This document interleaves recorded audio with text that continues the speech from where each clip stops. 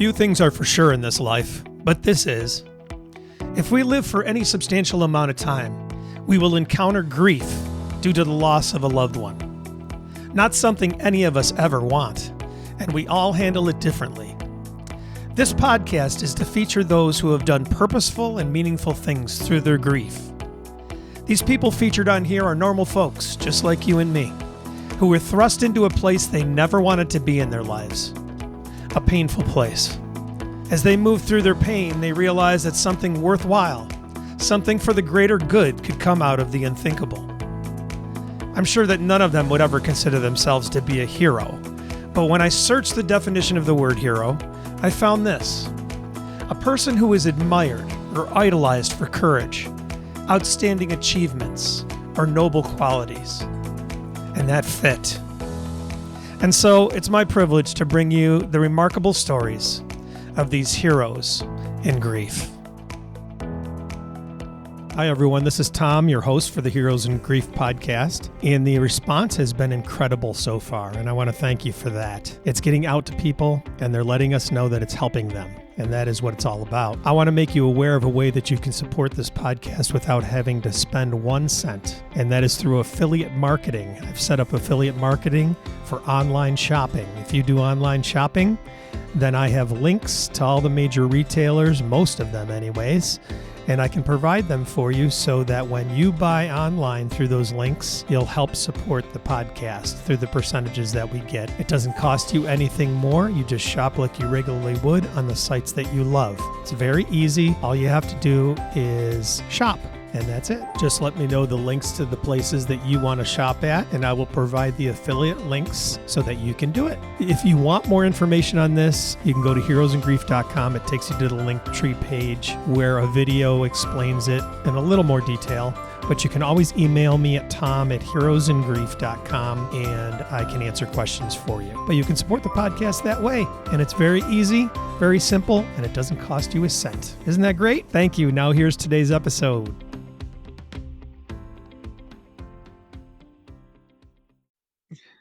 Very good to meet you, Jane. And we just get rolling. You know, it's casual conversation. And so Jackie Winslade has got us acquainted with one another. And for those of you out there who have no idea, which you probably don't, Jackie is Gordon Smith's assistant. Gordon Smith and Jackie, we got acquainted at the Helping Parents Heal conference. And so they were my evening bar partners, actually. We sat there in the pub and drank after all the festivities and everything. But we had some great conversations and connected. Just, you know, how you just meet some people sometimes and you just kind of connect. Yeah, we had a lunch meeting today, and she knew I was going to see you, so she's told me all about your evening parties and your connection. And she said to send you much love. Thank you. Please send her as well. Thank you. Yeah, it was good times. So they made it very pleasant, that's for sure. So she wanted to get us connected because of the podcast here and that and your story and what you do now. So if you wouldn't mind telling us all about that, we'd love to hear. Wow, and thank you very much for inviting me. Well, I've been a medium for over 44 years. My eldest daughter's 44, so I know it's longer than that. So from the youngest child, I've always been aware of the spirit world. By the time I was about 8 or 10, the people used to bring me their horses, dogs and cats for healing. So it's something that I've always done. My mum was always aware of the spirit world. In our generation, it was a bit frowned upon, so we weren't allowed to discuss it. And so, I've been doing one-to-ones, mediumship, church things, fundraising for years. And then 4 years ago, my son took his own life. Luke had been in the army since he was 16 and ended up in the SAS, which is the Great British Special Services. He'd actually been out for a while. And then just in lockdown, sadly, took his own life. Oh, I'm so Very sorry. long, sad story. So sorry. So as we know, Tom, he's already been here because I'm not very good at even having my photograph taken. He's going, and all he keeps saying is, "Ma, you're going to smash it. Your Ma, you're going to smash it." And I'm saying to him, "Please be quiet. He's a really fun person. He's a good 6 foot. He's ex-SAS, fit, handsome. He definitely is a gorgeous boy. But the shock of because it came out of the blue. He's not somebody that you would have ever imagined to take his own life, but sadly did. It was in a time where lockdown was a very difficult time for everyone all over the Yeah. world. But he was a very popular boy. He had the Queen's Padre to take his his service because he'd known him since he was 18. Most of the SAS was there. It was a really big thing, even though it wasn't supposed to be. But yeah, the shock of losing him because it was so out of the blue. I lost my gift for 6 weeks. So for me, somebody that has seen the spirit world all of my life, it almost like became, I was blind, deaf and dumb. It was just horrendous, as you and so many parents have that shock. So I decided that I was going to walk. So I raised 3,600 for military mines, or Help the Heroes it was then. I actually busted my knee, and being a healer, I don't have any painkillers in. So I remember sitting and just praying to God, please, please let me have my gift back. And if you let me have my gift back, I promise I'll help as many other mums and dads at all. So he actually physically appeared to me and told me what I'd done to my knee, which I have no medical background at all. So he said, Ma, you've busted your IT band. So I messaged a friend that was a chiropractor. She went, no, that's a skiing accident. It won't be that. So I got down to see her and she said, Jane, you've ruptured your IT band. So I was like, yeah. So I knew I hadn't lost it. So through the power of literally just meditating, trying to get my brain back to where it was, it came back after about 6 weeks. And then about 3 months later, I thought I must go back to work because, I needed that purpose. Because the thing is I think grief is something that you need structure. You need to have structure your day, because I couldn't sleep at all. Then I wanted to sleep all the time. So I went back to work. My diary's normally packed 3 months ahead with private reading. So I went back to work and started my diary all over again. And then actually it was Jackie that contacted me, and I've known Jackie for many years. And she said, look, you need to join Helping Parents Heal. So I said, I'm not very good. I have like thousands of followers, but I'm not actually great at the public stuff. So I'm quite a quiet, reserved person rather than being, all over social media. And anyway, so she said to me, no, you need to join this. And Gordon wants you to do the testing. So I said, well, I've prayed and said that I'll help as many parents. So I was put forward to the Mark Island testing. So, and it's actually a brilliant testing program. So there's 5 rounds, and I've been tested over 30 years ago. So with the Spiritualist National Union, I hold lots of awards, but I always kind of think it's a bit odd because it's something I do naturally, like probably natural. I mean, you've seen me actually work. So for me, to talk to the spirit world, I'm very blessed. So if I'm speaking to somebody in Russia or Italy, as long as they speak slowly, I can repeat any language with no knowledge of what it means. Unfortunately, the other people do. I've always seen the spirit world. So I did the testing, became a HPH medium, and I've been so grateful and blessed to meet all the dads. That's where we actually connected, wasn't it? And so just really busy doing that. We raised over 15,600 for military mines last year. So I love doing like big events, and then everything goes to the charity. I'm just organising one for Daisy's Dream, which is a charity that supports terminally ill children. And because God's given my gift to me, and it's to help others, isn't it? It's not just about me earning money, which we all need to have an income, but for me it's a passion to help people. So and Gordon certainly shares that as well. So that's 100%. He's amazing. What a heart. Yeah. So I want to recap for people. First of all, what's your son's name? Luke. Hello, Luke. Hello, Luke. We know he's here. So I know yeah, I've got to tell you, he's loving this because he is really, he'd be well excited. I know he is because he's loved when I do big events. I have a big banner with him, and it's like, he's so happy to be the center story, Yeah, so really. he's the one that says, "Mom, get out there. I know you're reserved, but Yeah, you yeah, need to get yeah, out there, right?" So, yeah, and you're definitely. referring to the testing is vetting of a medium that you have to do. Yes. It's called blind testing, right? Where you have to come up Yeah. with evidences that couldn't be had any other way. Correct? Is that what that? No. So what actually happened? So I would send a Zoom link to Mark Island's secretary or organizer. She sends it to the recipient, and then they come online for 10 minutes and just give you one name. So you have to describe that person and say the relationship, where they lived. So I always think it's not really cheating, really, but I sit for 20 minutes and I tune into my guides and I say, hey, who will this person? Because I don't know, I wouldn't know the name of the person. It's all kept very secret. So, I mean, I don't understand why you would think to Google somebody. I see so many people I wouldn't be able to anyway, and I never would even dream of disrespecting the spirit world. But it's done in such a way that there's no error for cheating, which is great.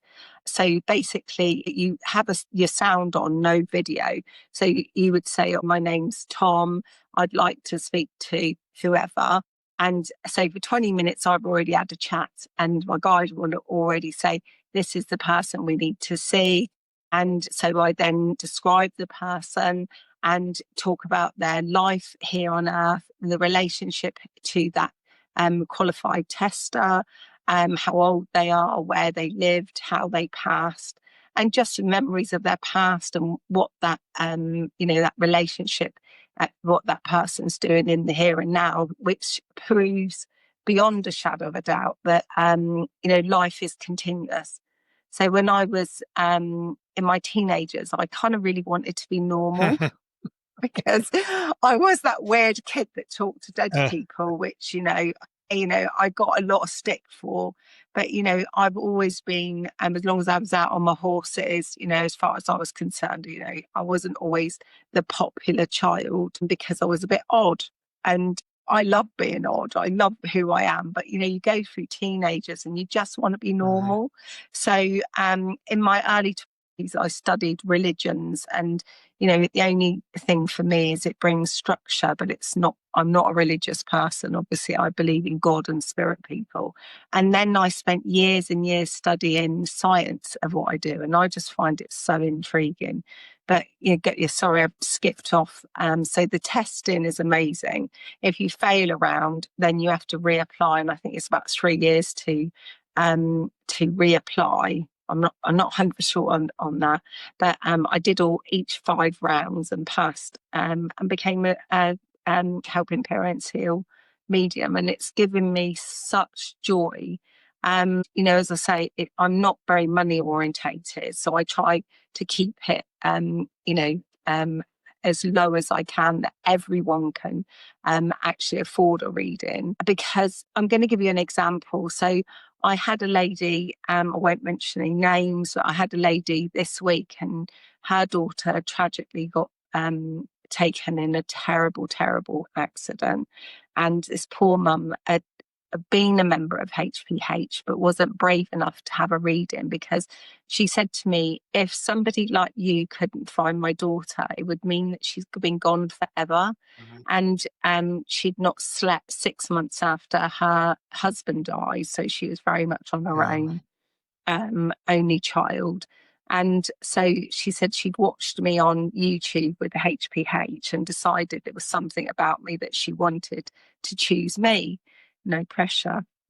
Anyway, I obviously didn't know that. And she said to me, it's absolutely amazing because, we talked, her daughter would have been a poet laureate. She was absolutely amazing. So she gave me 3 pieces of her poetry, which the lady actually sent to me afterwards, which was very moving. But, she said for the first time in 5 years, she was able to sleep knowing that her daughter hadn't just ended life hadn't just ended, because science proves that you can't stop energy, you can only change it. But, I just think people say to me, is this a gift or is it a curse? And I say it's definitely a gift, because healing is created. I mean, you know yourself that when your child communicates, and especially for the first time, to be able to say, hey, Dad, I'm fine, I'm well, I'm enjoying life, I've settled in, great, proving that beyond a shadow of a doubt that he's still there. It's not only healing for you and your family, it's healing for them. So I'm just so grateful to be in the middle of it, because that's what a medium is the middle person. Well, thank you, because as a Helping Parents Heal member, it is the reason why it is a unique organization, and that is the hope that is provided there. And so it's great to hear, too, your verification through the vetting process and everything explained for people, because of the impressions out there sometimes, because of imposters and everything else, that people are so skeptical. But I hope that they listen to this and understand that there is a very definite process to make sure that these things are coming through as reality. And so it's so important for folks who are skeptical, who may have reservations, whatever the case may be, that explore more. And as you said, the scientific verification now of so many things is proving that this is a reality. So I believe that fully in my heart now. And I sometimes say, well, maybe I haven't had a burning bush experience or something. But when I've talked about this before, if I sat and documented all of the times that Jeff has connected with me, then I would have a binder to take into my court to prove my case. I think a really interesting thing is I actually physically had, because I obviously see a lot of people around the world now, but I had a gentleman insisted that he wanted to come to the room. He said he wouldn't give me his second name, but he said, could I come to your home? And I said, yes. And this happened in the beginning of the week. It's either Monday, I think it was. So he sat in, and we had to have this great conversation about, how can this be real, because I can't see anything. And I said, I noticed that you have a wonderful new iPhone. And he was very proud to tell me how much it costs, and he just got it, and it's got this app on. So I said, that's amazing that you've got a belief that you've spent over £1,000 on a piece of plastic and glass, that you think that you can talk to people all over the world. Is that right? And he said, oh yes, great connection. Wonderful. I spoke to my aunt in New Zealand, and da da da. But, looking out there, other than it's always raining in the UK, where is that connection? Where are the texts? Where are the words coming from that your phone is receiving? And he looked at me really puzzled, and he said, well, it's in the air, of course. And I said, oh, okay, I understand that. So I said, well, where's the sound coming from? Because the old fashioned phones would have a wire on it. And, this doesn't have any wires. And I was really playing the game with him. Dreadful, wicked sense of humor. So, because he was so excited to tell me about his new iPhone. So I said, so you're telling me that you have that much belief system that your mobile phone can send sound and text and words and connect with anybody all over the world? Absolutely. It's an iPhone. I'm not an Android. So I said, so why is it that is so impossible that I can't connect to your loved ones? And he was just dumbstruck. He just didn't know what to say. I'm 63 now. If we go back to when I was a child, the greatest thing was Star Trek, that used to have these little flip phones that would talk to people. So, we're in a place in history where technology is amazing. And obviously we channeled, it was actually his wife, and we channeled, and he was just blown away, and he'd cried, and we'd laughed, and, his wife had told me funny stories and what had happened. And, it is a life-changing event when you have, I'm not saying, oh, I'm the best, but, I've been tried and tested over many years. And as I say, I feel in a lot of ways, I have such great admiration for people that have got degrees and been to university. For me, it's such a natural gift. But, it's so healing to be able to create that proof and evidence that, our loved ones are still here. that it doesn't take away the physical loss. Trust me, my son could give the best hugs in the world. You know, he used to pick me up like a little dolly, kiss on my face, and whiz me round like I was a tiny little thing, which I'm not. And obviously I miss that, and I'm very blessed that I know he's still here. Now, being a medium, you do get very odd things. You know, I had 9 children, 6 of my own and 3 stepchildren. And people have said to me, well, it's okay because you've got others. Oh boy. Okay. So smile and wave. And then they'll say things like, well, you're a medium. It's okay for you because you can see him. So, with Jeff, it's that absolute physical, because we're living in a physical place, but the spirit, is equally as powerful. They'll come across and describe, you can feel their personality. You can, I feel like I have a window into somebody's world for an hour. They'll talk about what, different things they've shared with you, and amazing things. And I just think, I'm not scared of passing to the other side. Obviously I want to be here. I've got grandchildren and all sorts of things now, but it is healing, and power is knowledge. At the end of the day, it really is. And if what you're doing is such an amazing thing, because there's people out there that are pretty scared about doing it. And whether it is because it's a religious bad thing, for me, my son took his own life, and I've got this really big thing about the stigma of suicide, because, I've had people say, well, you're psychic. Why didn't your guides tell you? And, people can be really, really hurtful. But we know that, I believe, so I'm not going to say we know, my belief system is that we all have a soul contract, that, there is a time to come and there is a time to go. And Luke decided at the grand age of 33 that his soul contract was ended. And I've had this said many times that, people that have passed, especially youngsters, in a car accident or a tragedy, that that they will talk about, my contract came to an end, so I now live here. So it is a challenging thing, especially with suicide. Sadly, the HPH in England, they only have a few parents because of the stigma. Whether they think their children are in purgatory, or whether as a mother, you should have stopped this, because parents are supposed to protect our children. And then sadly, when they pass, whatever reason, it's against God's law, isn't it? Yeah. But especially with suicide, it's almost like, it's the shame. In England, I don't know what it's like in the US, but in years gone by, if somebody had taken their own life, they wouldn't allow the coffin in the church, because it was a terrible, terrible thing. And we know, my belief system is, I always say we, because I just think, most people understand this. But, I believe there is a God. I respect everyone's religion. I've channeled atheists. I've channeled people that are Catholic, Christian, Sufis, Muslims, Sikhs, every religion you can imagine. I see between 5 and 6 people a day, and I work too much, because while I'm finding and helping other people, I'm not actually probably taking my head out of it to think about my loss. But, where is the spirit world? But where is the connection between us? It is that unconditional love that God allows us to share with our children or our loved ones that keeps us together. Mm-hmm. So, life is eternal, and we will all end up at the same place. So I think it's magical.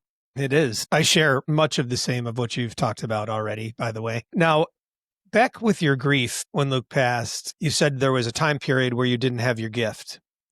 Do you think that grief blocks that? 100%. So, I think with doing this for so many years, plus a lot of knowledge found in science. So, and I've been only taught by my guides and the spirit world in the spirit connection. So basically, the spirit world travel much faster than our dense energy. So when you go with the shock or grief, what shock and grief does is it takes you to a place in a vibrational energy that is really destabilizing. It's really heavy. And so if the spirit world are here, we're normally here. We have to do this to communicate. So I've assessed mediums for years and trained mediums and, obviously done this myself. And the difference between a really good medium, I mean, I can stand in front of somebody for an hour and a half and do a big den because I hold the power for 12 hours a day. And this is something that I've maintained and done for years and years and years. So it's training the mind to be vibrationally in the right place. So what makes an exceptional medium is training of the mind to hold that power. Hello, friends. I just wanted to take a brief break here in the podcast to make you aware of a very exciting partnership that Heroes in Grief has just formed, and that is with Get Griefy Magazine. I'm going to let their founder and editor-in-chief, Kara Sanchez, tell you all about it. Hey, Heroes in Grief listeners. Life after loss isn't easy, but it can be colorful and full of possibilities. Meet Get Griefy Magazine, a vibrant resource filled with inspiring stories of life after loss, expert advice, and voices from everyday grievers and thought leaders. Together, they're here to help guide you toward the side of life that's left to be lived fully and authentically. Dive into Get Griefy for free on issue or snag a print copy on Amazon. Connect with us on Instagram at Get Griefy Magazine or visit getgriefymagazine.com to explore, join our thriving small business collective, or discover advertising opportunities. Let's embrace life after loss, boldly and together. And now back to our episode. So considering, when Luke passed, I'd been a working medium for over 40 years. So for me to lose my gift was just like losing an arms, my legs and my sight. It was just horrendous. Because somebody says to me, do you believe in God? And I say, yes, I've questioned my belief in God, but I do believe there is a God. But, when everything is taken from you through the power of grief, I just felt like I was a paraplegic that became blind overnight. I always, when I communicate with a parent, I always make sure I give them extra time and I give them simple instructions how that they may be able to lift their vibration and to teach them how to hold a vibration. Because often if you think about a mill pool, if you chuck a brick in, it's not just the initial splash, it's the ripples of effect that actually the erosion that creates problems with the side of the mill pond. So what happens when we lose somebody, it's like someone throwing this great big brick into our auric field and we get destabilized and we can't regulate our mind. Our minds literally, why this, what this, could have done this, why didn't I pick this up, blah, blah, blah. Like very much with Luke, all day I kept sensing there was something wrong with him, but I couldn't get hold of him. And his big sister said to me, no, he's posted something on Facebook, he's fine. So I sent him a text and then he'd gone offline 10 minutes later. And that's when he took his own life. So I definitely had a sense that there was something wrong. But I believe even if I'd have spoken to him, he would have done it anyway. He'd never tried it before. He just literally, it was just, as they say, moment of madness. He was completely sober. He's never taken drugs. He knew what he was doing. But, it's all about grief takes us to a place that no one should go to, but a parent should. It's beyond conception of mentally, emotionally, physically, and spiritually to be a place where nobody can actually, you can't describe it. And the shock it's literally as deep as the soul. So the only cure for me was meditation. And I literally became human. I know that's an odd thing to say, but because I'd had this weird life of just naturally seeing the spirit world, and then you can't find anyone. I'd lost my brother, my parents, friends, and I couldn't find any angels. So I literally had to start by 3 minutes a day, just using a positive affirmation and using the power of the breath. So breathing into I am, and then breathe out joy, or I am, and then breathe out peace, just to stop my mind chattering. And as I was then able to focus and through the words of prayer, so not necessarily praying outwardly, but literally sitting with a mantra and then praying to God and affirmation, that I started to be able to calm my mind down. And that's when Luke and I could connect.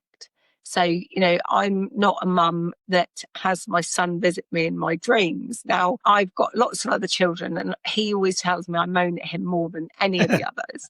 Because every single night I say to him, come on now, all these mums that are blessed to have their children in their dreams. And I always think, well, my brain is so active talking to spirit world all day. Maybe God thinks I need to rest my brain.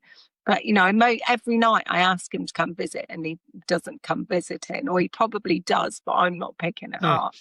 But yeah, grief is terrible. Yeah. Now, a couple things. I think that the possibility is that because you experience that humanness, that now you're able to have an identification with those parents that you work with 100%. on that degree. The other thing I wanted to ask is, what about when people have connections very quickly on after a loss like that? What would you say about that? They're blessed. So, I suppose because I deal with so many people, especially so many parents now, which is, my pact to God to help more parents. I just feel that, and it's, for me, it's not relative that they were close to the child, whether they get the connection or not. I deal with so many different scenarios that, maybe as an example, a child has got into drugs and they've changed their personality, they have a terrible relationship with their family, and yet their mum feels them straight away. So there's no actual correlation to relationship to the child, whether they feel them or not. I believe, because we're all individual and we all connect with all of our children very differently. You might have siblings, and I'm the same mother to all of my children, but they've all had a different mother because I've been in different stages of my life. But I don't think that there's a correlation to relationship closeness to whether you can feel your child straight on or not.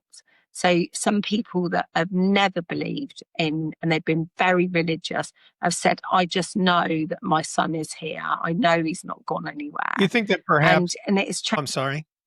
Do you think that No, perhaps it's okay. those early visits for those people, if a spirit visits them early, perhaps that parent is in need of that more than someone else, maybe, or something like that?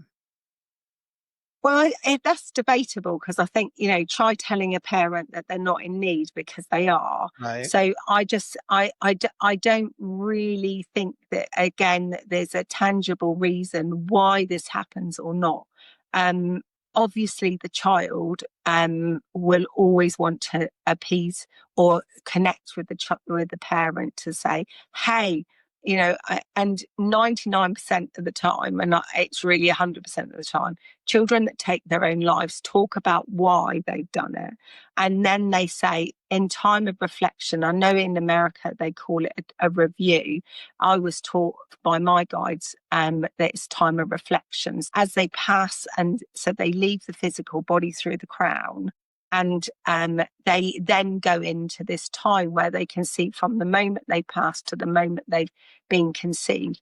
And they can see for the first time, especially if a child has had, or somebody's had really bad mental health issues for a long time, it's almost like all of a sudden they can see their life so clearly. And actually the point that they've taken their life actually is not what they thought it was, because they have clarity of mind. They can see the bigger picture.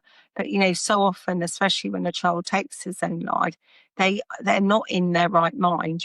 The problem is in the brain that creates the problem in the mind. So when the brain and the physical body is no more, clarity of the spirit and the soul shows them.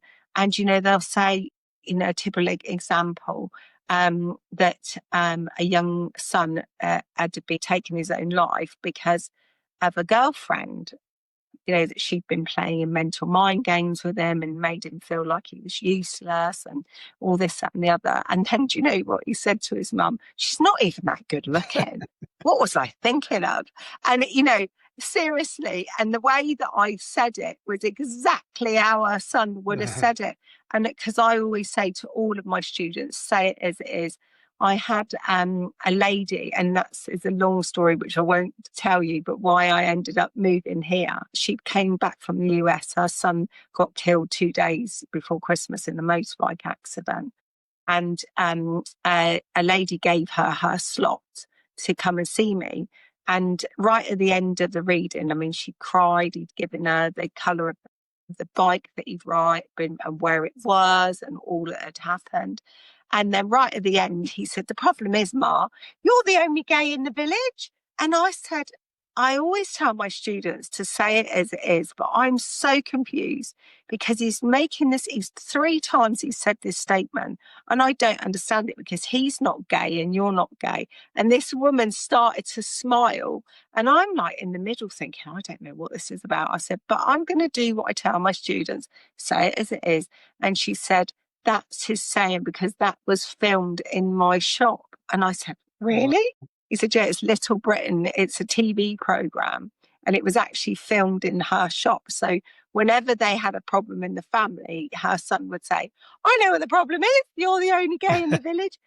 To me, it meant nothing, but it was such an amazing piece of evidence for her. Even though I never, I didn't know anything about her. Literally, the lady the night before had swapped her appointment for the next day. So I didn't even know the lady's name. Someone was just going to turn up at my house instead of this lady called Diane.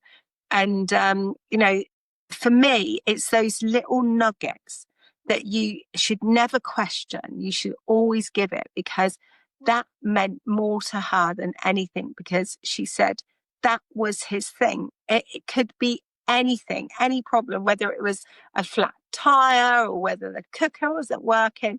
He'd just come out with this, the problem is you're the only gay in the village. And for her, it was just amazing. She was just over the moon. For me, I was like completely puzzled thinking, why is he saying this? But your child better than anyone. But for me personally, it's not the storm, is it? It's what you do with it afterwards. And Luke has given me, I've always done it, and I just think God gave me this gift.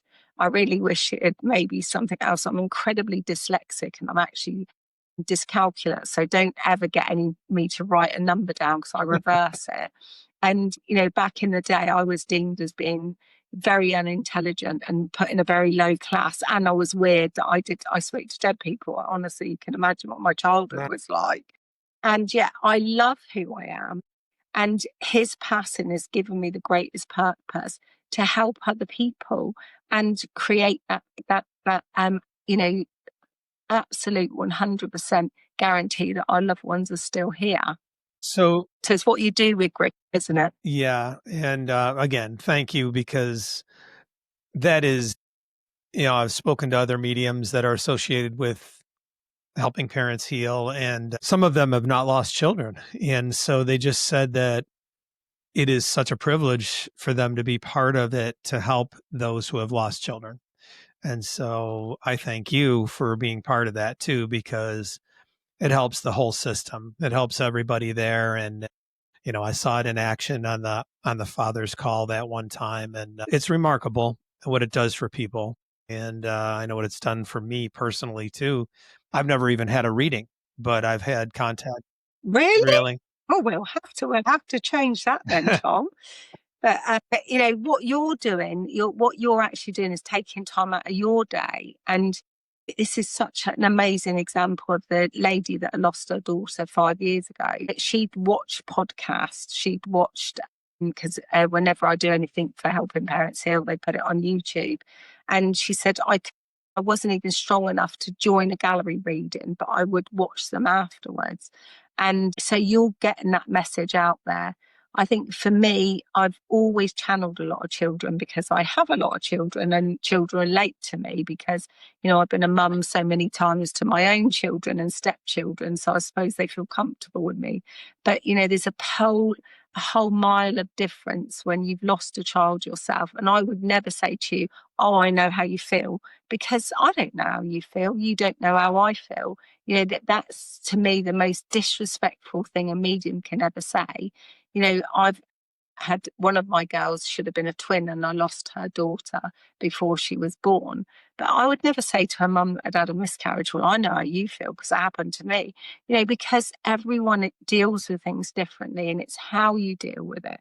I have my very closest friend, Jane, her son was killed in a car accident, and he's actually been gone longer than he was alive. And she's always been my inspiration. I helped her with raising money. She raised over £100,000 for a skateboard park to get the children off the street. And I feel like I can use my gift because it's not just for me, is it? It's to share.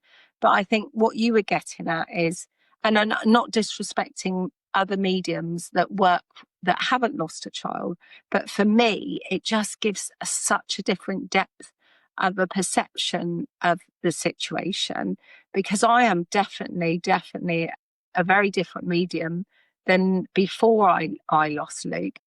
He is definitely part of my team because, last night I did a big dem and we had about 80 people in, and again, raised lots of money. And I stand out there and afterwards I'm like blown away. And I just think my mediumship has got so much stronger. The evidence has got more powerful because he's part of my team and I'm nothing without my team. So I have the greatest person, Luke, there on my team. Yeah. So, and Jeff's your buddy and he's right there with you and real proud as punch because you're doing this. And, after meeting the dads, and because I do channel for dads obviously as well, but it's a very different way that a father grieves than a mother. Would you agree? Yes, absolutely. And, I felt called to do it. I felt it very strongly. And so it's just a matter of doing what I feel that I was told to do and to get the information out for people, because you can never have enough resources for people out there. And it's just sending it out to the universe and letting it go.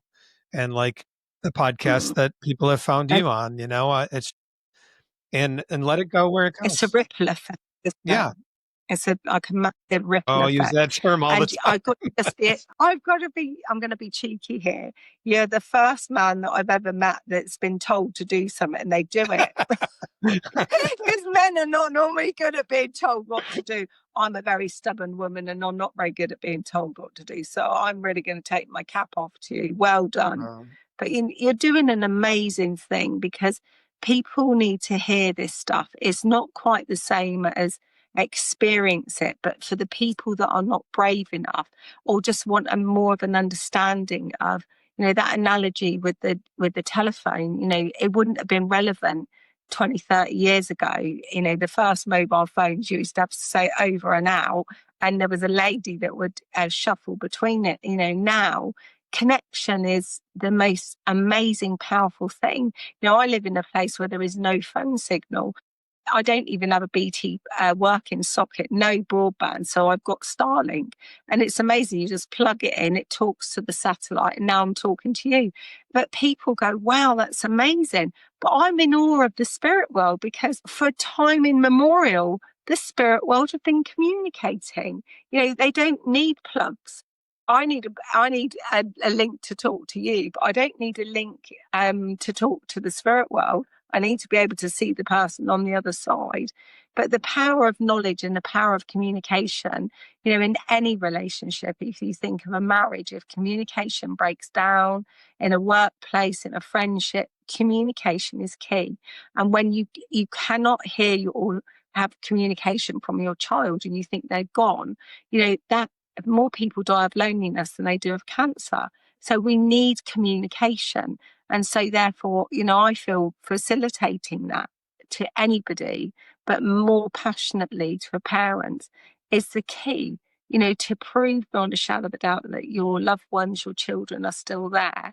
It's the greatest gift, isn't it? Yeah. And I think it opens up, my experience has opened up for me the desire to do that for people, to help people, and in whatever way. So this is a way that I've been called, I guess. And so you just seek that out and really want to find that out so that you can facilitate that, because that's part of the healing and working process purpose in our lives. And so that's all I feel I'm doing and what I'm trying to Well, do. you're doing really well.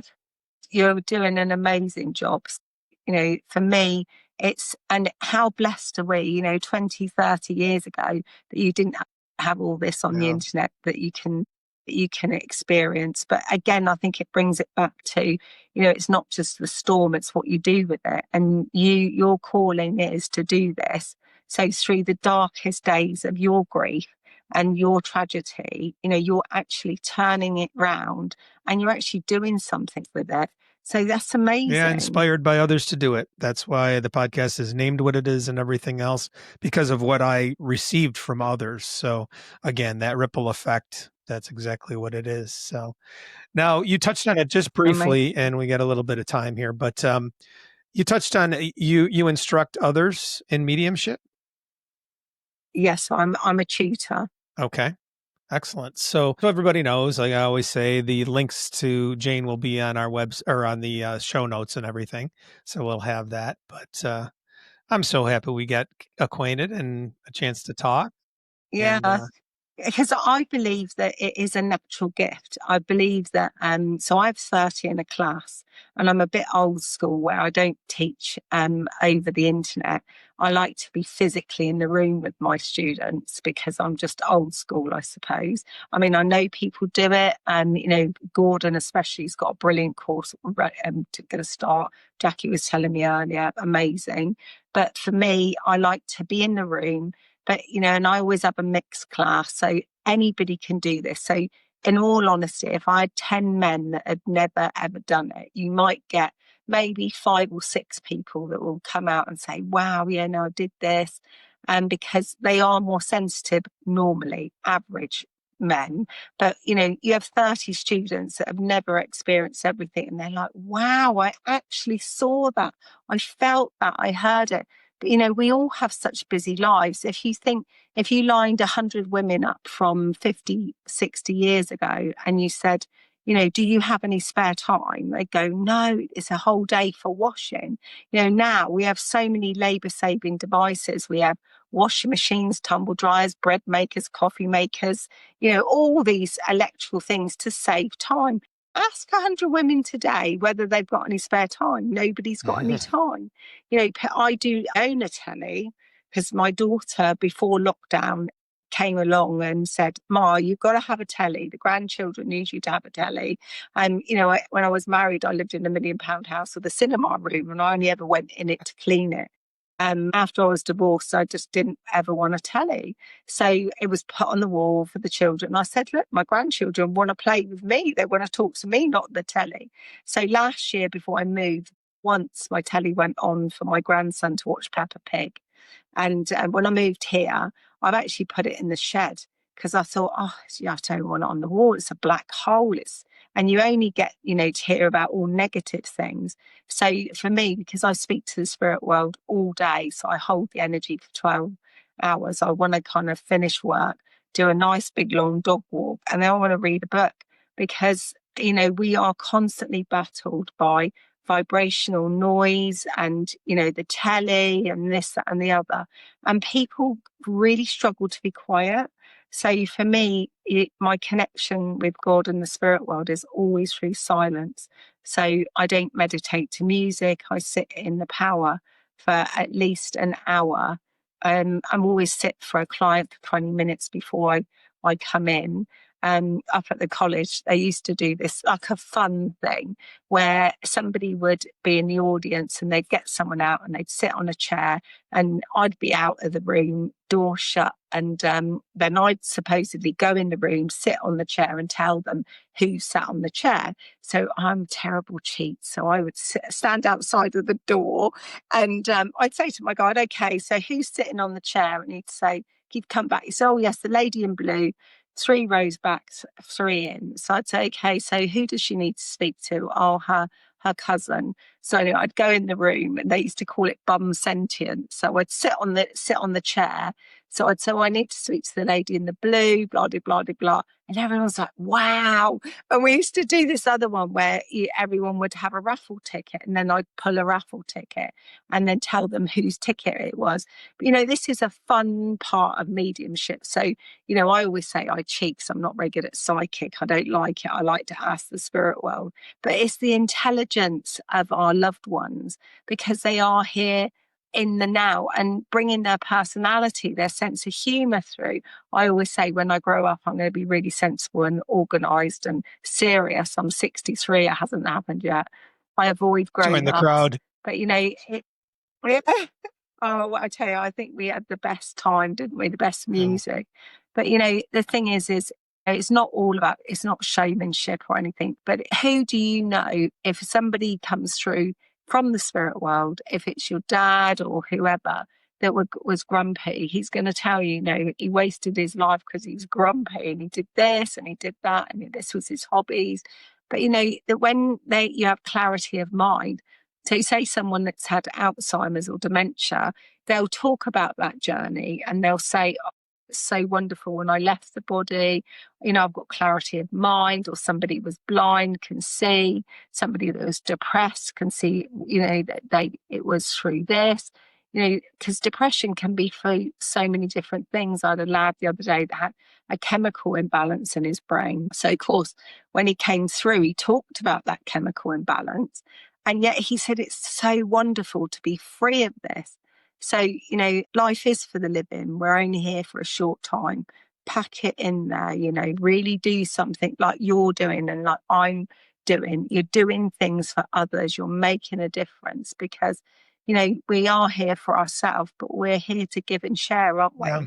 So, I think what you're doing is amazing. I appreciate that. But, it could be anything for anybody, and it could be interpersonal relationships, whatever it is to fulfill their lives. So it doesn't have to be a podcast or anything that is. No, but it is brilliant. I'm so useless at technology. I'm in awe of you. Very good. Impressive. I can send someone a Zoom link and jump on a Zoom link. That's about as technical as I get. I'm hopeless. The technology in me is not my You're friend. doing fine. At the end of the day, it is about sharing, isn't it? It's about sharing that knowledge, and, people will watch this and everyone else that you interview and you spend time with, and they get their perspective on it. Because I can only give you my 63 years of being here and my knowledge that's been shared to me by the spirit world and my perspective of that truth. And that's all you can do. You can't tell anyone that's the way it is, but I can share my experiences, which to me, I'm very, very blessed. Well, thank you, Jane. I mean, for you to take the time and explain all of this for everybody, it's so important that they get that background, that they understand what it's all about, everything. And you've done a wonderful job to explain that for everybody. And I hope that they're encouraged to explore. As we say all the time, everybody's on your own journey, and it's up to you to look into that and find that within yourself, or explore that within yourself. So you've made it. And I thank you. I just want everyone that's listening to say, I am human, a bit odd maybe. This is not something, it's a natural phenomenon. It's something, some people think they need to be hero worship because they're a medium, or some people think it's terrible that you're a medium. I'm just a mum doing what I do and loving and sharing. So I believe it's just a natural, normal phenomenon to communicate. I'm just very blessed to see and hear the spirit world and share that. Well, thank you for the opportunity to come and chat to you. Our world is blessed to have you. Thank you. Appreciate it. God bless to you. Thank you very much. Thank you for listening to the Heroes in Grief podcast. If you'd like access to any of the links that we discussed in today's show, you can find them in the show notes. There's also a link there to support the podcast if you care to. And there is an email link for me there. I'd love to hear from you and your ideas about the show, or what you thought about the show. You really can help out this podcast to get to more people if you subscribe, rate, or review it in whichever way your platform provides. Each week, Heroes in Grief is released on Sunday, so look for new episodes there. Thank you again for listening to Heroes in Grief.